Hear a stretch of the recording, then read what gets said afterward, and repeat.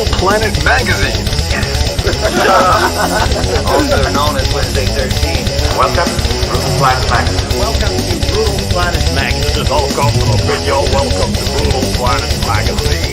You're listening to Brutal Planet. Hey, what's up, everybody? CJ Pierce here from Drana Pool, and you listen to Brutal Planet Media right here. Get yourself. Hey, I'm Steve from Within the Ruins, and this is Brutal Planet.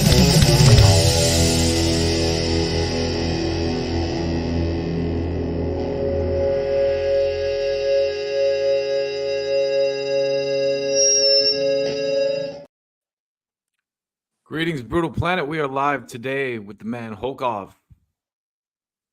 Thank you for being with us today, sir. Thanks for having me, boys. It's an honor. It's an honor for to us. have you. Yeah. And by We the were way, talking- did you see who was on our intro? Did you see yourself on there? Oh yeah. Unfortunately, the other guys are very cool, and I saw my own ugly face there, and I think We got a lot of Swedish testosterone in the chat today. Oh, do it? yeah. Well, Yeah. I don't know. You know, like they say, the Well- older the violin, the sweeter the music. But I don't know about testosterone production. Well, we're of Swedish descent, so I was including us in that too. Oh yeah. Yeah. Copy. So there's plenty of testosterone tonight. Then. Yes. Yeah. Yeah. Well, we were talking about before we went on. I was mad because we had this great conversation about Swedish immigrants because our grandfather was a Swedish immigrant, and he really helped build America. Like the steel plant he worked at was used during World War II, and then his son worked at it his whole life. So a lot of strong connections between Sweden and the United States. Yeah. Yeah, definitely. And I was talking about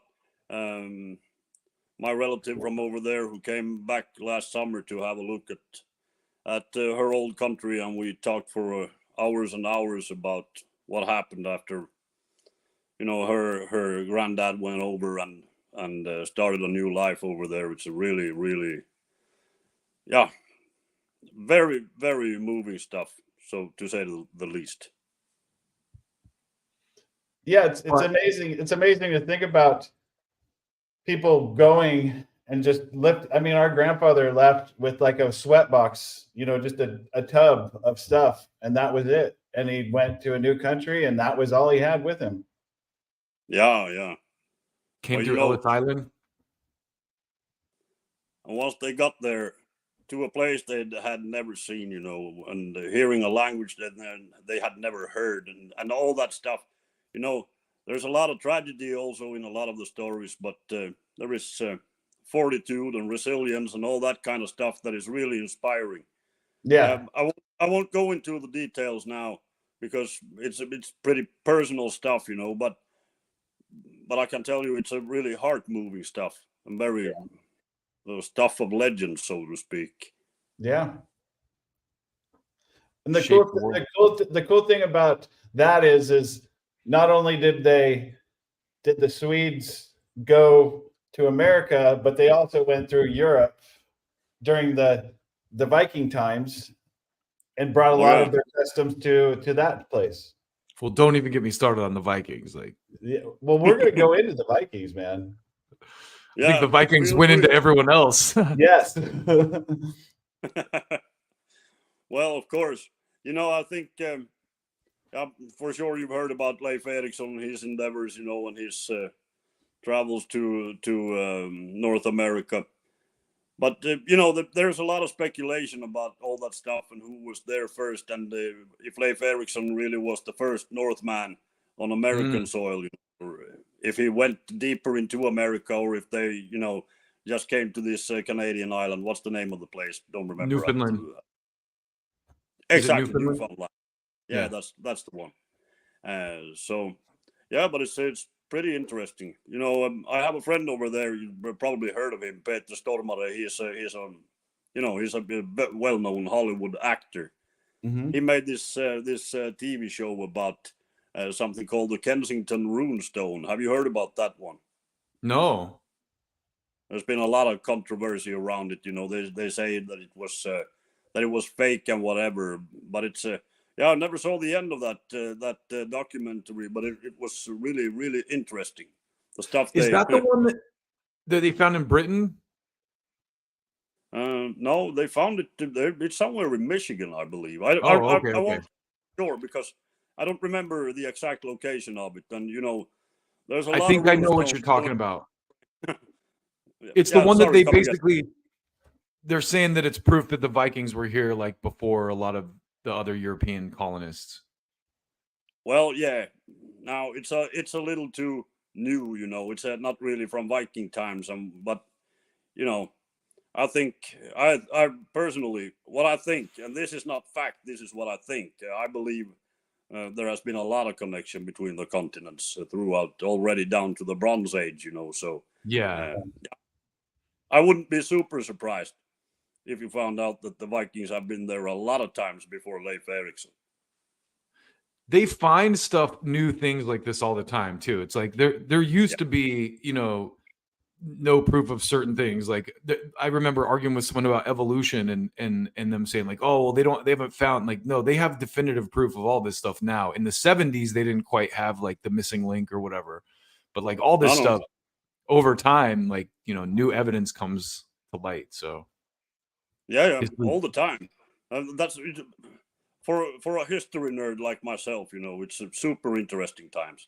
There is stuff coming up all the time. New super interesting angles and whatever. So yeah, you're absolutely right about that. The coolest part I think about it is you're a history nut, and then you turn it into music so that we can all learn. Yeah. Well, I can't really.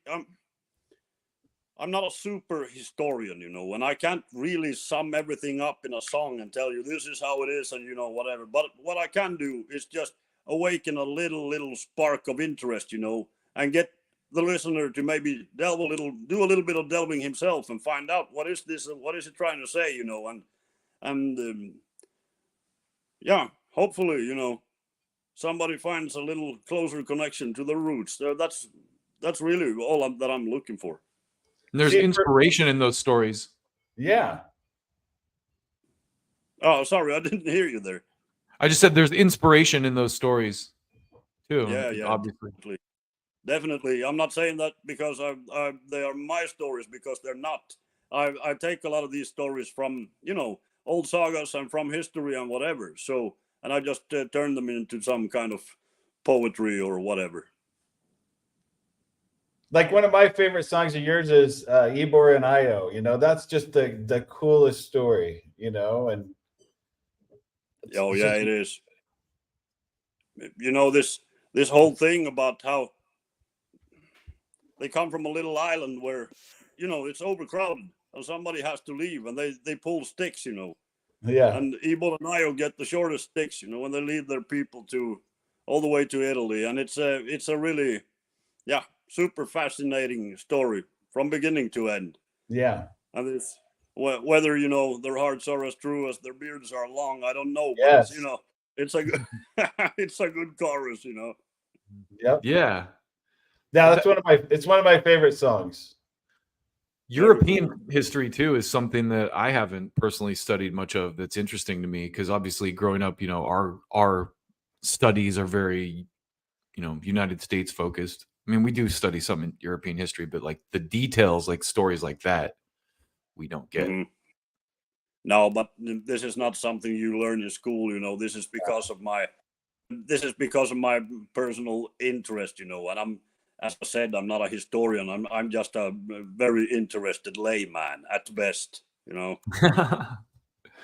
Yeah, you're getting inspiration from these stories to write songs. Yes. I think the old sagas and the old music.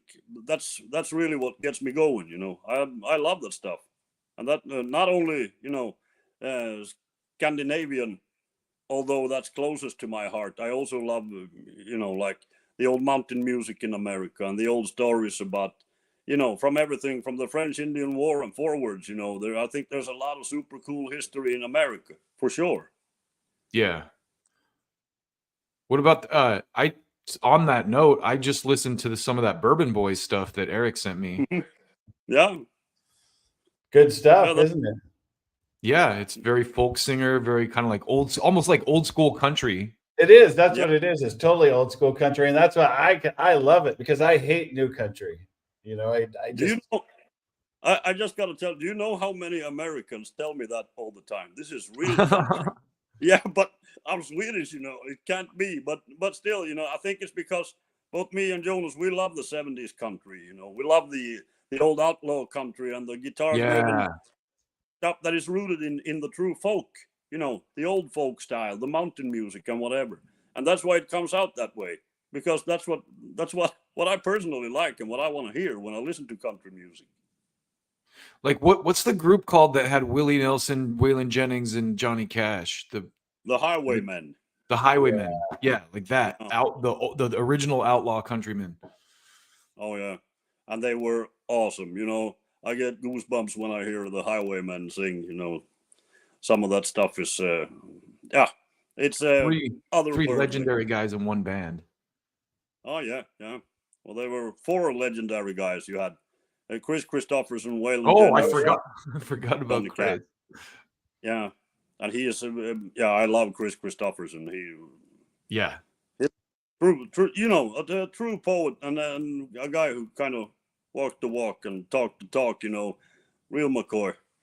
As a little bit of a marijuana consumption advocate, I'm a big fan of Willie Nelson too. The guy's like 90 years old and he's still out there. Yeah, he likes that shit for sure. yeah. Snoop Dogg said Willie Nelson is the only guy he will take a knee to. So props to Yeah. Willie Nelson. Yeah. So Chainsaw Brotherhood, man, that's an awesome song. How did you come up with that? The inspiration behind that song? Well, the inspiration behind that song is pretty simple. You know, I was out cutting trees, and when I, you know, when you feel that smell of the two-stroke, that's a special feeling. You know, it's Yeah. kind of, I don't know, you get, you know, I don't know, it kind of brings forth all these weird emotions. You know, it's a little bit of freedom and a little bit of survival and everything at once. And when I was in the tractor on my way home, I got that idea for the Chainsaw Brotherhood. You know, the guys who cut trees with chainsaws. That's why I said testosterone, because that's a manly ass song. It is. Well, but you know, the thing about the songs and the lyrics and all that stuff is, I just try to sing about the life that I live, the way that the old country albums were. You know, the guys who were touring all the time, they were singing about that. But I'm doing a lot of work here at my farm, you know, and that's great inspiration for country music. The way I Beautiful. see it, you know. Yeah. So the one thing I was going to ask is, you got the very last song is a very specific song that probably not a lot of people know even what it is, but I do, being an animal guy. Yeah. Have you had lots of experience dealing and treating that? Yeah, we had with this. It's actually a horse. She's standing in the stable right now. She had in all honesty, it wasn't laminitis, but all the symptoms at first looked like laminitis, you know. But as an animal guy, I'm sure you've heard about laminitis, and the symptoms doesn't really include fever. But she got the fever, and the vet said that this is laminitis, but it wasn't. It was something else. The symptoms were there, but we put her through X-ray and everything, you know. But yeah, I really still to this day don't know what it is. But she has a lot of complications with her back and whatever. And I think she was really overweight when I bought her, you know. And she's kind of, yeah, you know, this is a little bit of an animal rescue case. I have a soft spot for things like that, you know. Yeah. I will say though, the only thing I had a hard part about the lyrics was I like Pepsi, so I'm okay getting a Pepsi instead of a Coke. Yeah, well, you know, it's a. I'm Coca-Cola to the death, so I'm yeah, sure. You know, it's actually out. at one point somewhere, I don't remember when, we were on tour somewhere and at the restaurant, and I bought a Coke and I got a Pepsi, and I got a little bit pissed off. I gotta tell you. I would be. Not that I really told anyone, but it's a kind of false marketing, you know. If Yeah. I buy a Coke, I don't want a fucking Pepsi, you know. I want a Coca-Cola, and that's it. There is a difference. There is a totally. difference. It Big tastes, difference. Yeah. absolutely. I don't The hate one- Pepsi, but I prefer Coke myself. The one thing I will have to say that always is hard on me whenever I come to Sweden is I can never get ice for my drinks. Everybody drinks everything without ice. And so, I mean, my friends, when I come over, I'm like, the first thing you need to do is find me some ice. Yeah, I hear you. Yeah, that They're could like, be- bro, look around. There's ice everywhere. We don't want it in our drinks. Yeah.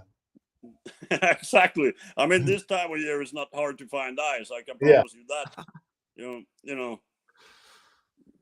Now that you say it, I don't think it's super common to get ice in the drink. So that's probably true. No. Yeah. Yeah. So what about some of these other songs like Rippin' Up? That's a great song. Love Mhm. that song. And then I love Mush or Die. I'm gonna guess you've had some experience with Dog sledding. dog sledding. Yeah, absolutely. We've been having Malamutes for so many years, and we still have a couple alive. You know, they're getting a bit older, but you know, yeah, that's a lifestyle for sure. You know, of course, this song is it's a little bit exaggerated, you know, and Yeah. but still the feeling is there. You know, Jack London and the Call of the Wild and all that stuff that inspired us as kids. Oh, I love that you I said tried- that. I love that you said that. I got this because of Jack London. I grew Oh, up. very cool. Very awesome. Jack London's like one of my heroes. So Yeah. I mean, those are some magnificent tales, you know. With Buck and yeah, you know, White Fang nobody and can Call of the Wild. watch or read that without getting moved to the soul, you know. No That's kidding. how I feel it. Those books made me cry as a kid. Of course, yes. So what's the plans for the Bourbon Boys this summer? You got some touring going on? We got some touring going on. Yeah, we're getting more and more festivals booked as it is. It will be a festival tour. We're gonna start there because, you know, we've been on a more than, I think it's a 13 year hiatus or something like that. So yeah, we'll start with the festivals so people know that we are back in the fight, and we'll see what happens from there. Get the So Chainsaw Brotherhood in full swing. Oh, exactly. Yeah. So the one thing I wanted to ask is, I mean, to me, you were like, whenever I see you live in Sweden, like the place can be cleared out, and then right before you get on, the place just fills up, and people know your lyrics. People, whether it's Rapporteur or your Hulkoff, everybody knows you, and I feel like you were kind of a symbol for Sweden. For the metal people. I mean, I just feel like people love you when I saw you both times in Sweden, that place just fills up when you come on stage. But that's not because of me. That's because people are awesome, you know. That's the actual truth. But I don't know, symbol, you know, I am just this old dude playing the guitar and trying to play a little bit of violin, and that's that's all I can say about that. But I love it, you know, that people enjoy it. Do you feel like you have a lot of people that are willing to experiment with the Bourbon Boys because they know you from Rapporteur or Hulkoff? Yeah, I think so. I think that a lot of the people who listen to Bourbon Boys doesn't really listen to country music, at least not all the time. Yeah. But I think a lot of them finds their way to country music through Bourbon Boys, you know, because of this connection. Yeah, and as you said, it's here in Sweden that I have my primary market. So, yeah, I think it's possible that it is that way. Then there's a lot of country fans as well, of course.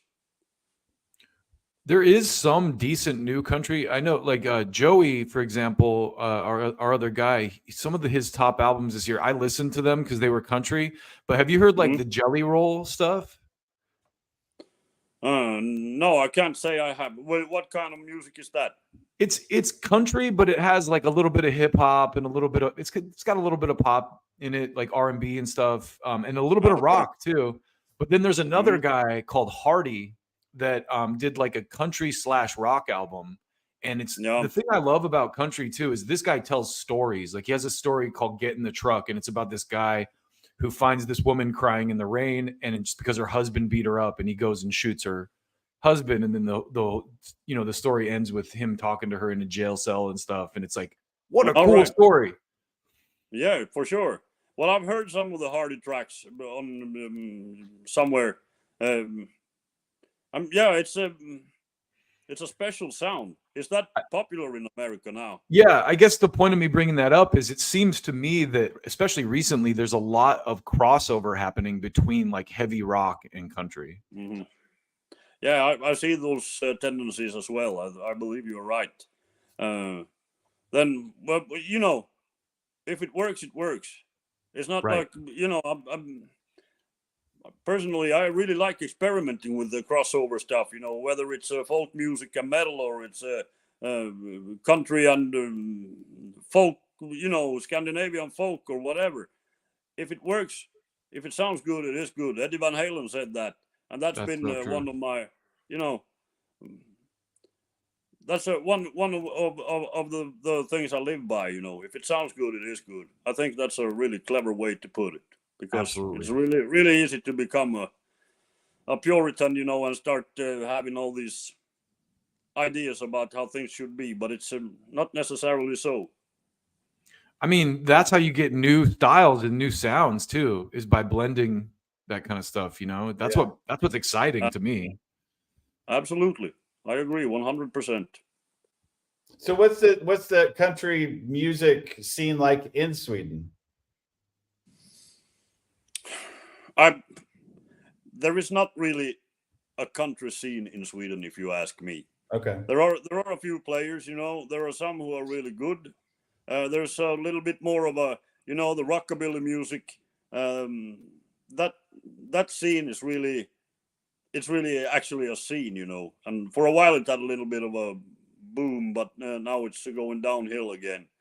But we have this really special kind of country influenced music in Sweden that is kind of dance music that used to be really, really popular. You know, it's guitar based and they sing these really, it's not like country in the way that you have this storytelling. This is just, you know. Yeah. EDM. Yeah. Well, it's not EDM. It's not keyboard music. I mean, it's how should I put it? You know, I have to send you a link or something so you can check it out. Yeah, I'd love to check it out. These dudes in weird suits who are playing songs about, you know, I don't really know what they sing about, but it's a little bit country influenced at least. And it's called the dance band. Dansband in Swedish means dance band, you know, and that's the name of the whole genre, you know, and it was super popular in the 70s, the 80s, even the 90s, and maybe a bit into the 2000s.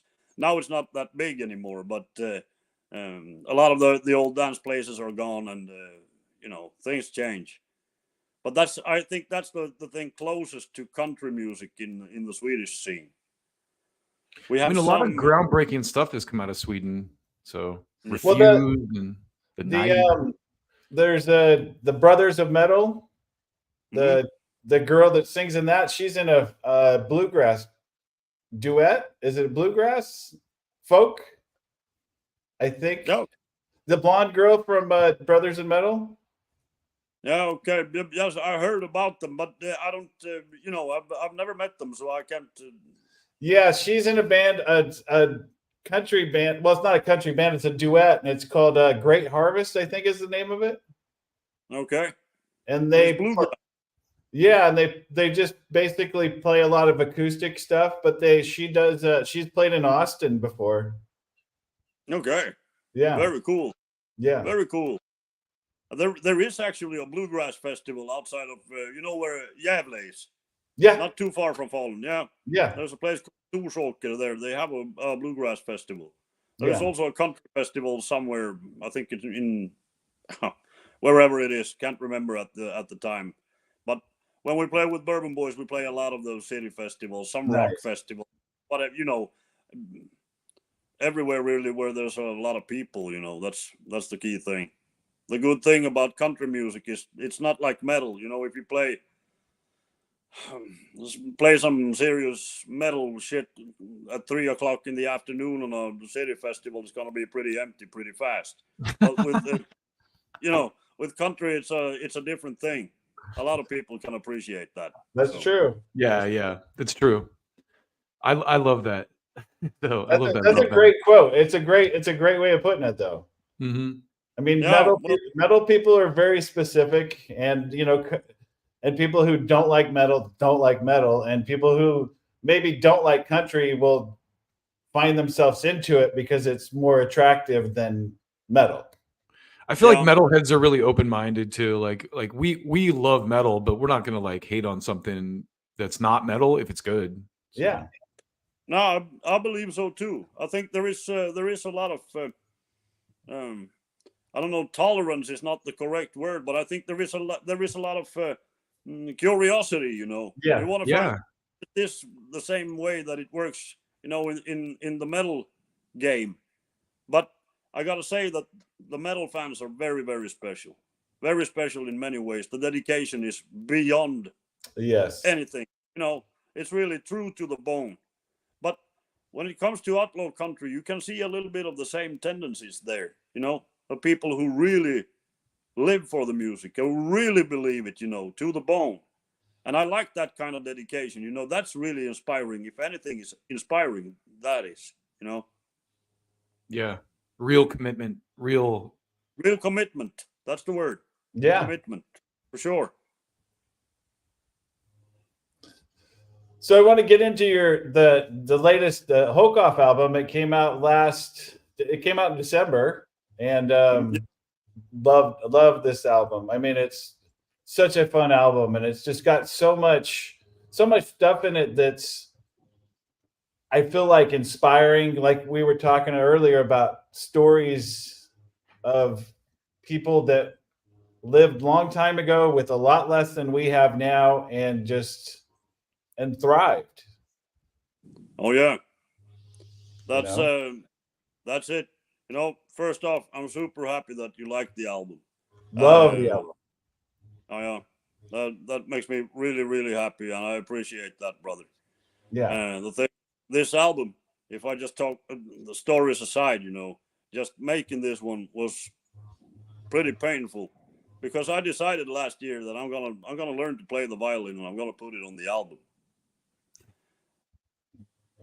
Have you guys tried playing the violin? No, but I'm sure it's in, like, I play guitar and I know there's no frets on it. You have to use a bow. It's not easy. It was hell. It was hell on me and it was hell on my family because for a while I think they wanted to shoot both me and the violin, to be honest. But I put a lot of hours into it, you know, and I kind of figured some stuff out. But it's you know, it takes a long while to master that one. I don't think I ever will in this lifetime, but still, it was a great challenge, you know, and I'm super happy that the album turned out the way it did because it took a lot of, you know, I really took it the whole 9 yards, so to speak, and it was yeah. I had a lot of the music written even before that, but you know, I needed violin on it, and for the last, you know, the Panzerfolk album was full of violin as well, but that was my friend Thomas who played all that stuff, and he's a pro, you know. This time he was super busy, and it was hard to find someone to do it, so I decided, yeah, I'm gonna do it myself. I always wanted to play that thing, but you know, it was a humbling experience. I always seem to believe that I so damn capable, but you know, sometimes you realize that you're pretty small. Small in the face of the gods, you know. Yeah. But yeah, So I respect that though. Try like you're forcing yourself to grow as a musician, which is cool. yeah, sure. And I think that's a big piece of the puzzle, you know, to make sure that we are always moving forward, so we don't get stuck in a rut or start doing the same thing over and over. I don't want to do that. Yeah. And sometimes people tell me, "Oh, this album is so different from the last one." Yes, of course it is. It has to be. For me, it's that way. I respect those guys who do, you know, they have their sound and they stick to it and they do it. That's a different ball game, but it's, you know, that's not what I do. I need to move forward. I absolutely need to. Otherwise, you know, my creativity will take a blow from it, you know. Yeah. That feeling of being trapped, I think, is what kills great artists too. You look at like Jimi Hendrix or Kurt Cobain, you know, they kind of Yeah. feel like I feel like they got trapped in like something like the perception of them, and it just drove them to the point where they couldn't come back from it. Yeah, absolutely. Definitely. And the thing here is that I have, you know, the fans, my follower. I don't even want to call them fans, you know. I call them my friends, because they are super supportive, and they're there through everything, you know. And whatever crazy shit I start, you know, it's really, it's more than heartwarming, you know. It's a very special thing. I'm really blessed in that way, and I don't know what to say really. Yeah, But, we got some of your fans in the comments already on the stream. So yeah. Hey guys, you know I love you. Nice. So in the past, I know on some of your albums you used historic instruments. Does this album have that, or just violin and the rest of it? No, it's even more so on this one. Is it? I built the horsehair lyre myself. You know. Oh, you did? Yeah. I took the horsehair from a gelding of ours, and I built the whole thing out of Quenland birch. Wow. And but it's been. I mean, this album has been a very, very time-consuming process. A lot of people don't realize that, but I started a long time ago, working on building these instruments. At first, I built the horsehair lyre, and then I built something else that is called a gigia, which is an old Viking instrument. It's a bit more. It's somewhere between the horsehair lyre and a violin. You know. Okay. It's in a different frequency than the horsehair lyre. The one I built was really long with the super low notes to get that, you know, that really raspy tone, you know. Yeah. Then the giga was somewhere in between. I would say it's kind of like an alt violin, viola, I believe it's called. Okay. But I needed to top that sound, so that's when I decided that the violin had to come in. And that opened another time-consuming door. But yeah. And then in the past, you've had guests too on your album, but this one is just pretty much just you guys, right? Yeah, it's pretty much me and John on this one. Carl plays bass on one track. I have a guy called Samuel who's playing violin with me on the track, Jorvik, and then there's a guy who actually lives in New York now. His name is Philip Pogody. He plays the violin on the song Vendelcrow. Oh, Vendelcrow. Okay. Yeah, I wrote that one on the violin, but when I was starting to record, I realized that I am not there yet. You know, I need at least a few more weeks before I can put that one to tape. No, but you know, I had talked to him before, and I really, really enjoy. He's a real classical virtuoso player, you know. So it's it was an honor to have him on there. It was super cool. So since you mentioned Jorvik, the song Jorvik, tell us the little story about that, because I think it's a super cool story. Well, the thing about Jorvik is that I wrote it when I got back from the last Sabaton tour, I think, or was it the first? I think it was the second Swedish Sabaton tour. That we were out with Sabaton for a lot of dates and supported them, maybe 50 dates or something like that over 2 different years, you know. Mm-hmm. And when I got home from that one, I had been watching Motorhead the whole time.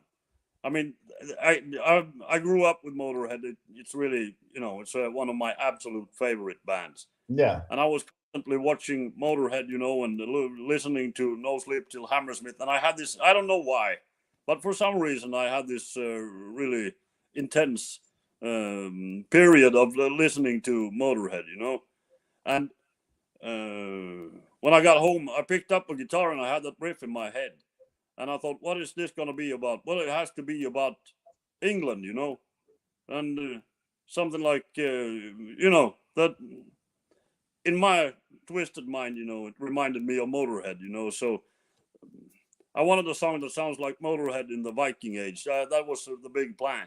And then I wrote this story about a young guy who just got tired of watching his goat herd, you know, and wanted to do something else in his life, which reminds me a little bit about myself. I grew up on a farm, and the only thing I was thinking about was getting the hell out, you know.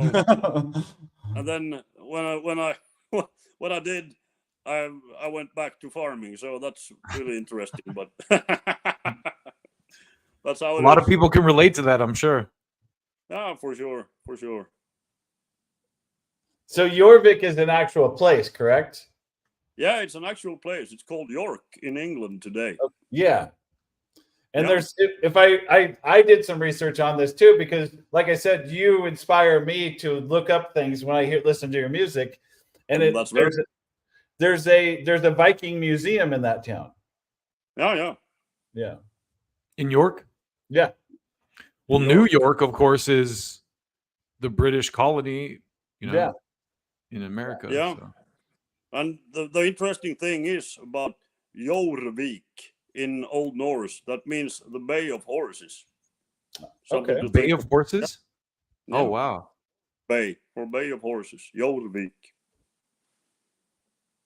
And then there's another song on the album that I really enjoyed that to me it was like almost a musical version of a recipe. Yeah. The Nigon Wirta Galdur. But Yeah. that one is also from the British Isles. You know, that's an old pagan poem from the Saxons who came to England. Okay. And I found that I don't know. I think it was a friend of mine who pointed me towards that one. Have you read this? And I started checking it out, and it was it's super interesting. I mean, you can read it. It's almost identical to the lyrics I wrote. You know, Is it? Yeah. So read it. You can find it online. Nigon Wirta Galdur. Check And it out. is it like a recipe for healing wounds, basically? Okay. Yes, it is. It's very, very thorough and detailed, and it's you know, I think it's very, very interesting reading. I mean, who would ever thought that I would have got a recipe out of a metal song? Well, you know, have you heard that Tool song, Die Eier von Satan? Yeah. That's a recipe for like pot cookies or something. Oh, really? But it's in German, so it sounds evil. It's like the un tablespoon von butter. Like, have you heard that, Hulkoff? No, I haven't heard it. Yeah, Tool has a track on their Enema record called Die Eier von Satan, which is German for the eggs of Satan, and it's a recipe for like pot cookies, basically. Okay. And he keeps saying "und keine Eier," which means and no eggs. It almost sounds like a Rammstein track. It's pretty good. Does it? Yeah. Oh, yeah. And what about the title track? Tell me about the title track. Herrsir. Yeah. Yeah, you know, Herrsir. That's an old word, an old Norse word for a free man. You know, who was free of tax, who did not answer to a king, or you know, all that stuff. Later, it became a military rank. Oh, okay. The man who commanded 100, but before that, it had a completely different meaning. And this one goes back to the roots, you know, about this guy who is, you know, who builds his own world out in the wilderness, you know, and is really tough as they come. I really, I like that kind of thinking, you know. Yeah. When you take care of yourself, you know, that's something that is really appealing to me. Well, Eric, I was thinking about it too. Like, even our grandfather came over from Sweden, but then like our uncles, or my uncles anyway, like your dad and Richard worked at Pacific Lumber Company, or like lumberjacks, basically. Oh, Yeah. really? Yeah, up in the Pacific Northwest in Northern California. It's the Chainsaw Brotherhood. Yeah. Yeah, the Chainsaw totally. Brotherhood. Yep. Yeah, okay. Where did they work, so to speak? It's called geographically? Pacific Lumber Company in Humboldt County. What's the Yeah. city? I mean, Eric, you can. Eureka was the town. It's just in Northern California. It's about 5 hours north of San Francisco, just right on the Oregon border almost. Have you seen the Okay. Redwood, Hulkoff? Yeah, I've seen. Of course, yeah. Well, not live. I've only seen it in movies and documentaries and stuff like that. But those are pretty awesome trees. That's where I grew up, in the Yeah. Redwoods. Oh yeah, Yeah. very cool. How big do those trees get? Pretty Oh, damn it's- big. Our uncle had a stump in his front yard that was hollowed out into a playhouse for kids. Those trees are. They filmed Return of the Jedi, I think, behind Yeah, his Return house. of the Jedi was filmed up there. Okay. Yeah. Okay. Yeah. It's a crazy forest, the Redwoods. Interestingly, too, I camped there one time. It's like the softest ground I've ever slept on. Yeah, lots of moss, and because everything like decomposes and it just kind of like makes a cushion, you know what I mean? It's So the soil there must be like insanely rich, because it's also very famous for pot. yeah. Humboldt County, like very potent Oh. weed is grown there. Okay. But I And mean, gigantic trees. when you look at these redwood trees, how Mhm. big is the distance between one tree and another, so to speak? That's a good question. It depends. I mean, some of the forest is, I mean, there's 30 or 40 feet between some of them, meters, 30 or 40 meters, or not meters, but let's see, maybe 15 meters maybe in between trees. And they're not really thick, not like a forest in Sweden. They're Well, pretty, that's what I'm thinking. They need a lot of space for the sunlight, and to grow Yeah. that tall, they need a lot of sun. Yeah. So it's They not are pretty interesting from spread a- out. that's the hard part about for a redwood is it's hard to get started because you're in a forest where it's completely dark and there's no sun because the whole Yeah. place is just covered by other trees. So It's like I can understand that. But they grow for a long, long time, right? oh yeah.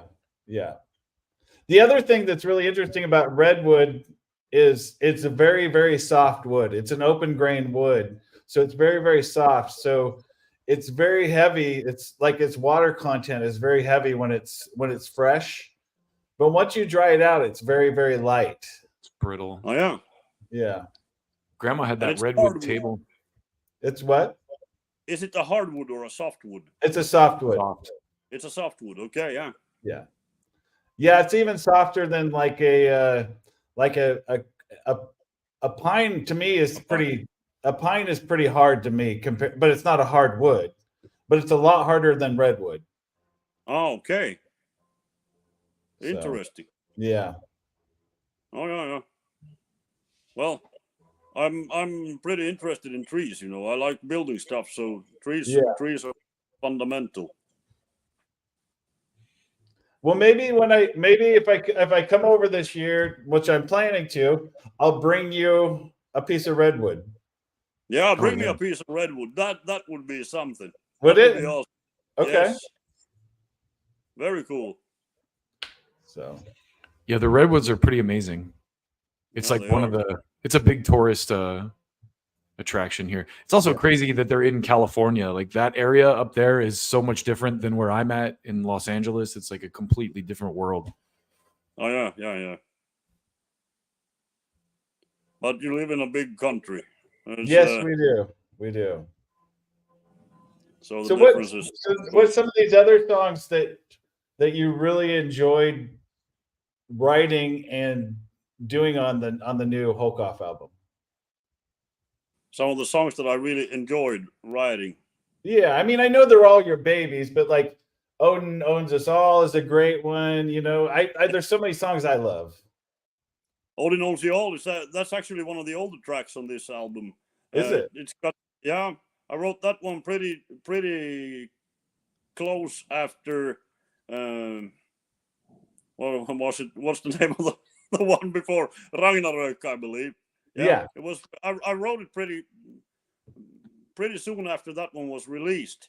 So it's been around for a little while, and they haven't really didn't have it finished. But now I'm super happy with the way it turned out. You know, John could drum the hell out of the kit on that Yeah. one. Yeah. But I think the ones that were most fun to write, when I had just built that Horse-Haired Liar, I wrote Hedosir and Son of the Night Wolf. They are written on that, you know, because I got to thinking, you know, when I was sitting there doing the this is the way they did it back in the Iron Age, you know, and it felt really real right there, right then. I wrote 2 songs like that, boom, and you know, those were the most fun to write. Then to get everything done like music, that was a later problem, you know, but they were fun to write at least. And then the other song that it was interesting to me was Dragon Tattoo. Sounded like it was possibly a carryover from the last album. Is that it kind of has the same sound as the last album, that kind of a more melodic beat to it? Yeah, it's more of a, you know, arena friendly, almost industrial in tone. But that was my idea. What if I make an industrial songs without any keyboards? You know, there's just ancient instrumentation on that one. And I think it still sounds pretty industrial, you know. Yeah. Oh, yeah. And the interesting thing about, you know, that word industrial, do you know what the origins of that word actually is? Tell me. For a long time, I thought that industrial music means that you bring in lots of electronics into the music. But that actually had nothing to do with the term. This is where it gets interesting. The first industrial albums were just, you know, they made music that was super simple and really quickly manufactured to make it sound like something that is made in a factory, you know, and that's why the term industrial came to use. Later on, it changed the meaning completely. I mean, nobody thinks about industrial like that today, but that's actually where it comes from.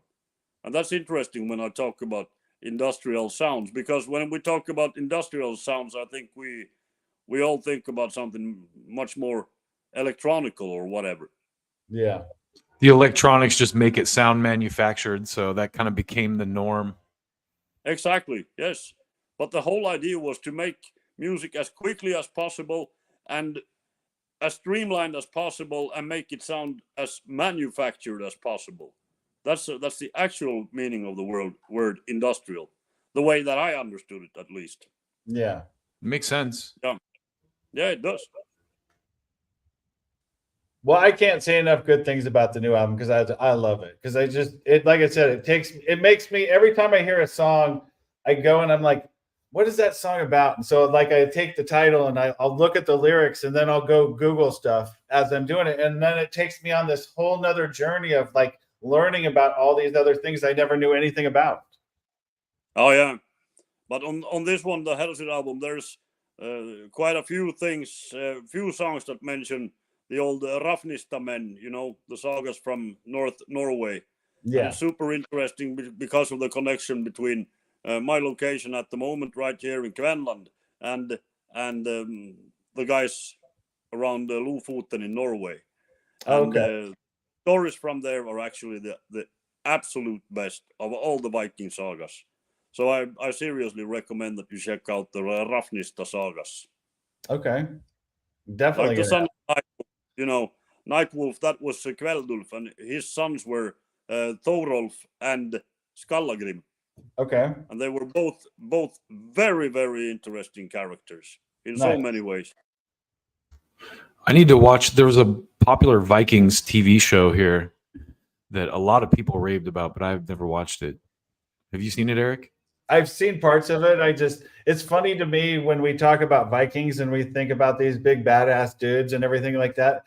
And then you go to an actual exhibit where Vikings were at and they talk, and they're very simple people. You know what I mean? It wasn't like they had some of the armor and stuff like that, but they were just basically just very like simple people that just had the simple things in life, and Absolutely. Do but you know a phrase that really sums it up? The best one I have read so far. What's the common thing between all the Vikings? They were farmers who came to blows, true. and that really sums it all up. They were Yeah. farmers first and foremost, and a lot of things.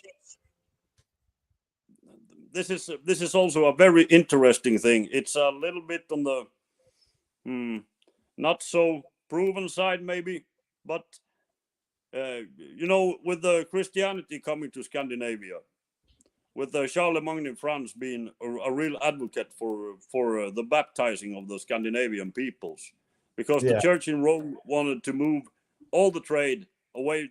It used to be not a north-south type of trade going on. It was going from west to east and east Yeah. to west. And the church wanted to change that. So when they started with this brutal Christianization, it was pretty brutal. You either took the cross or you took the sword, and that's an old saying here. Huh. And as a response to this, and also talking about that TV show you mentioned, I know that they have put a lot of focus on the burning of Lindisfarne, and that what's the word? Is it an abbey monastery or something like that on Lindisfarne? Have you ever heard about that? In the year Like, 793? I think so. The burning of Lindisfarne, where they killed a lot of innocent monks. The truth about Lindisfarne is that Charlemagne's closest friend and ally was the head honcho there, and he was responsible for a lot of murders in Scandinavia. So the whole thing about these raids, I believe personally, was just they raided only Christian towns and only Christian people, and this was payback for something that was, really changing their way of seeing things in the world. Yeah, you So see I think- parallels to that in modern history. No, yeah, you do, absolutely. But that's why I think that these farmers came to blows, because nobody puts his hay fork aside and picks up his wood axe and starts killing people for nothing. There has to be a reason. It's funny. It'll be quiet at my house all day, and as soon as I get on a stream, someone shows up outside with like a weed whacker and a leaf blower, and Or a chainsaw. A chainsaw, yeah. Yeah. I wish that would at least add to the conversation. So you mentioned earlier that and I knew this, and I wish I could have gone, but you toured with Sabaton, and you guys, you have a deep history with Sabaton because you grew up around a lot of those guys. Tell us a little bit about that. I mean, did it go back to like childhood? Yeah, with Tubbe, we've been friends forever. I mean, forever. Also, yeah, I'm starting to talk Swedish here. But yeah, we've been friends forever. I think I've known him since maybe 89, 90, something like that. And yeah, we've been playing together in a lot of shitty bands, starting them, stopping them, all that stuff that young guys do. We've had a lot of fun, and he's one of the best players that I know and one of my closest friends. And later on, I met Per and Jocke from Sabaton. Don't remember which year it was, but it's quite a long while ago. And I've known them. We just became friends right there, right then, and we've been friends for all these years. And it's crazy. It's crazy. The band has been together for 25 years now. Yeah, it's that's fortitude. Yeah. And I mean, there was a really cool picture they posted just recently with you and Par together. Oh yeah. That was. Did your wife take that photo, or Hannes? No, that was Hannes. Yeah, Hannes took that photo. Sabaton Hannes, yeah. Yeah. He took that. We were on the ferry boat to Gotland. Okay. Yeah, we played a gig that night, I think it was, and no, maybe the night after. Never mind. But yeah, Pat he is a really close friend of mine. I really I love that man to death, you know, because he's as stand up as they come, you know. Yeah. You can always count on, always. So what is it like when you guys go on tour together? Is there lots of game playing and teasing each other? Or is it just a lot of? I mean, you're too old to do that now. No, yeah, you know, me and Pat, we talk for the longest time. You know, we just sit around and talk about stuff, whatever, building projects, all that kind of shit. But apart from that, you know, I'm mostly on the phone with my wife, checking that everything is okay at the farm, you know, and Yeah. yeah, it's a different story these days, you know. Yeah. When we were Yeah. younger, of course, there were a lot of shenanigans going on, but yeah, you know, no time for that anymore. Exactly. But I mean, when it comes down to a lot of it, there is a lot of really great music metal that comes from Sweden. Yeah, it A is lot of really good stuff. definitely Not just I metal. agree. Yeah. No, there's a lot of good music coming from here. I can't argue against that. I think like bands like At the Gates have been so influential too on like the more extreme metal scene here. You know, you Yeah. see bands like Black Dahlia Murder and you know, Job for a Cowboy, or like some of these really heavy bands like totally call out At the Yeah, Gates. right. is coming. Well, you know, I'm from a little bit of a different world. I'm not really great at name dropping, and I can't really place all those bands that you mentioned. But for sure, I know that in the death metal scene and the black metal scene and all those sub-genres or whatever it's called, you know, they have really been influential all over the world. So that I have tons of respect for those guys. Although Even personally, I listen mainly, you know, to Motorhead and Outlaw Country. The OG stuff. I mean, even Yeah. like a band like Amon Amarth, you know, they do a lot of the Viking stuff too. Yeah, They they really lean do. into that. They've done it well. I mean, they have rendered a super following all over the world. So they are also resilient. A lot of fortitude there. Yeah. And in Flames and a lot of those bands are just like, you know, not to mention Sabaton and, you know, those guys. It's just it's amazing how much good music comes from Sweden. No, yeah, sure. We can't forget about Hypocrisy and Pain. You know, Peter, Yeah. another close friend of mine. You know, he's also been doing this for a long time. The cold too, I think, shapes people's like. I don't know, like when you're talking about the Vikings and stuff, I think the cold like makes you tougher. Yeah, no, it's possible. I think that the cold and the darkness really brings out. It brings out cold, dark stuff. It's just how it is. Yeah, your environment is very influential on the art that you produce. Yeah, definitely, and yeah, for me personally, at least, you know, it's nothing inspires me more than the nature around me. That's just how it is. And I know you're a big hunter. Did you go on any hunts this last fall? Yeah, I've been training my young moose dog, but this season was pretty short and pretty intense. Real shitty weather. It was really hot, then it got really wet, and then it got really cold, and the ground froze. You know, and these days I only hunt with my dog. You know, that's the main thing. I just want her to function.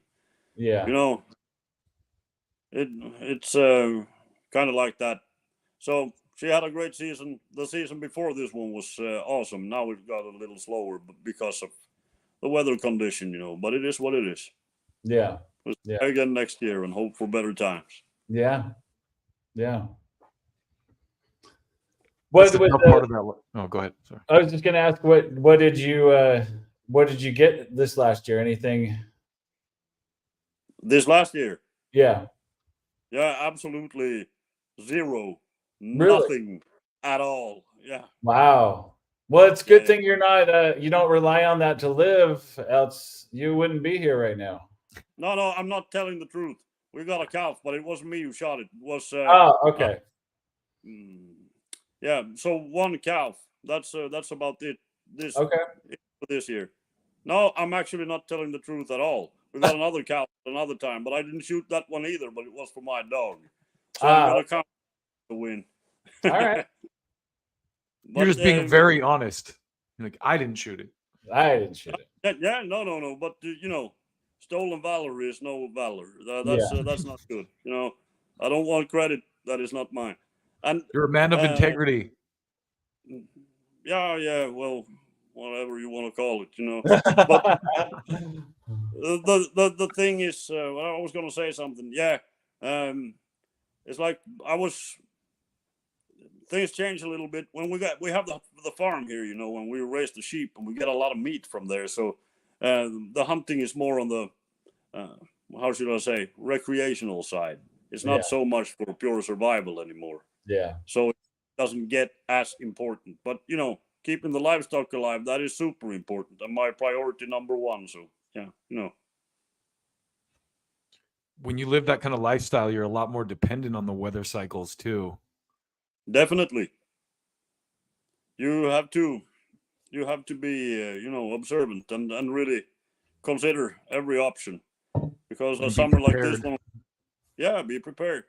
This last summer was really wet, lots of rain, hard to get good hay, and that really makes for a tougher winter. And then you get a winter that is colder than hell, and it's as I told you, it really puts a little bit of pressure on everything. And for the people that don't know, you're like way up north in Sweden. You're not like, you're towards the Arctic Circle. Yes. Yeah, it's just how many kilometers can it be to the Arctic Circle? It's not far, you drive there. So, yeah. I was going to say. Yeah. It gets pretty cold here. Yeah. And, I was gonna make a joke, Eric, that no one would get except people from Utah, but there's a restaurant or a burger chain called Arctic Circle. Oh yeah. And I was gonna say not that Arctic Circle. Not that Arctic Circle. Yeah. No, not that Arctic Circle. It's pretty far from Utah, Yeah. Well, cool, man. I'm just so glad we've gotten to talk to you today. It's been amazing. So. Yeah, it's been far too long since the last time. It has. We have to, we stay in touch. I'm looking forward to meet you this summer. Yes, I'm looking forward to it too. So, everybody, where can everybody go to check out? Because you're an independent guy. You don't do labels or anything like that. You do it all yourself, right? 100%. So where can people go to check out your stuff? Yeah, just surf into followitrecordings.com. That's the fastest way. And we are also, you can find me on Instagram and Facebook and whatever everything is called, But on the webpage there is links for everything. So that's the the best place to start. Yeah. And but it is like you say, we do it everything. Everything is done in house, There are no middle hands and no ugly big business involved. This is just from us and straight to the fans, and that's how it is, and that's the way it should be for everyone, if you ask me. That's beautiful. I love that the technology has enabled that so much, Absolutely. So technology, it has a few perks. Sure. Yeah. There's definitely some downsides, but. And then the other thing I love about your bands is at least with Hulkoff, it's you got the guys from Tungsten that play with you too, correct? Yeah, I do. Well, Carl and Nicholas, yeah, and then their dad, right? Also Anders from time to time. Yeah. They couldn't join me on the whole tour. Carl was with me on the whole Sabaton tour, but I kind of have like two different setups of live bands at the moment. So when we play up north, I use one band. Down south, I use the Tungsten Boys. So they're going to play with me on Sweden Rock Festival, and it's going to be magical. I'm No, sure. they're going to be at Sweden Rock too with you. Yeah, they will. Okay. And do you have songs already from the new album that you can picture playing live that you think are just going to be magical live? Oh yes. Good. Oh yes. But we'll get to hear the old stuff like Ebor and Io possibly and Injure. Well, yeah, it's possible. I can't promise anything, Eric. But I know we try to fit as much as we can into that limited time we have on stage. So yeah, it's always about you can't. There's always someone who's gonna miss something. That's just the name of the game. yeah. But like I said, the coolest thing is like when there can be like this little band opening up and there's like nobody there, and then they say, Hulkoff's up next, and the next thing you know, that whole crowd of people just come in and they all know you. They're all wearing their Hulkoff stuff and they know all the lyrics. It's just amazing. I mean, you're just like a national treasure for Sweden. Well, I wouldn't call myself that, but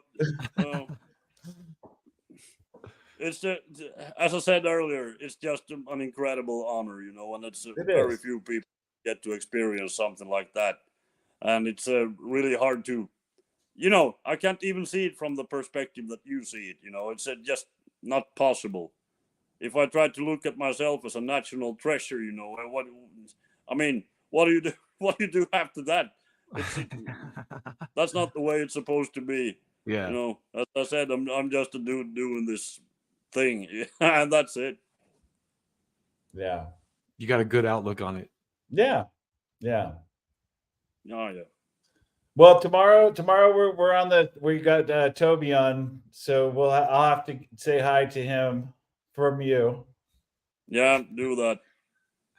And the only thing I want to say is that make sure to wish him all the best on this, new Sabaton endeavor. I'm super happy that he's back. So am I.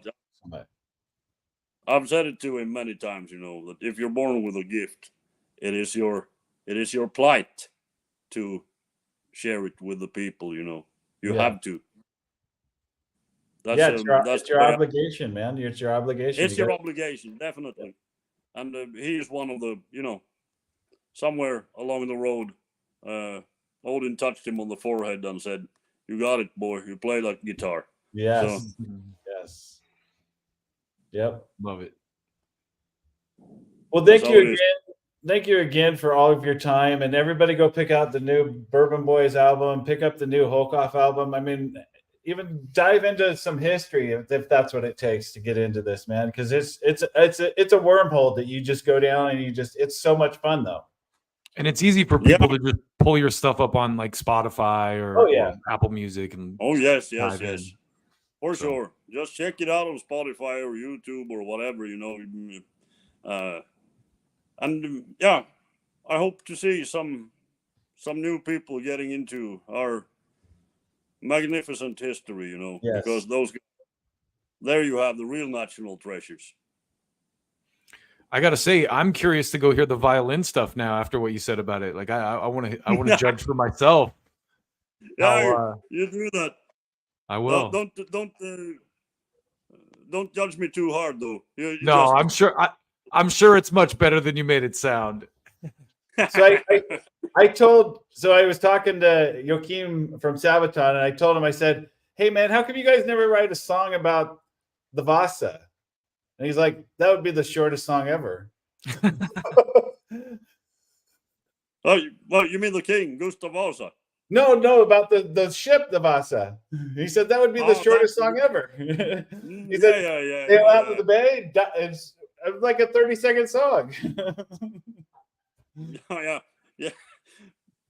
But that could be a cool song, though. Yeah, I mean, even just talking about how it was built and how long it takes to build it and all that kind of stuff. So, what is the Vasa? Like, is it the Vasa is like a ship in Sweden that I don't remember the dates. Was it 1640s or something like that? Don't ask me about the dates. The kings and stuff like that is really not my strong side. So I suck dates and years and stuff. So like they that. built this ship, and it was a magnificent ship, and they set it out to sail, and they were parading it around Stockholm in the bay. And the rumor is they fired the cannons on one side, and the ship rocked to one side, and it started taking on water in the cannons on the other side, and it sunk. Like it took them 4 or 5 years to build, and it sunk within minutes. And So it's like the Viking Titanic. yeah, I mean, but it was Something like that. But they ended up finding it, and then they ended up resurrecting it, and there's a museum now that has the ship in it. And so you can go there, and it's a huge ship, but it's a cool thing to go see. When I went to Stockholm, I've seen it twice. I love it. You know, I haven't even been there. What? No, I haven't. Maybe this summer when you're at Sweden Rock, we go to the Vasa together. Well, I doubt it. You know, I got to make some hay. I know. This guy's running a farm. I know. He doesn't have time to go to a museum. Yeah, exactly.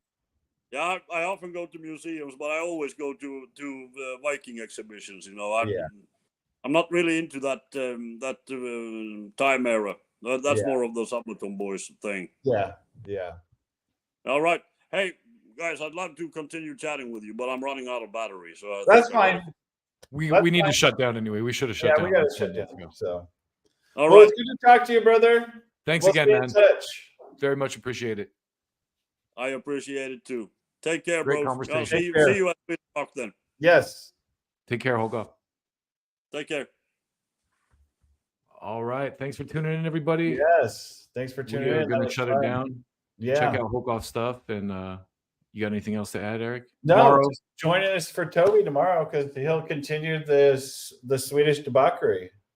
Awesome. Yeah, this is like Euro week. We had homegirl from Greece yesterday. Yeah. We got Hulkoff today, and then Toby tomorrow. So yeah. It's Euro week on Brutal Planet. Yeah, we love it. All right.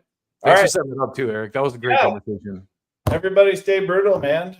Yeah, check out the violin stuff too. That's where I'm going. Too. Yeah, definitely. So all right. Peace out, everybody. Keep it brutal.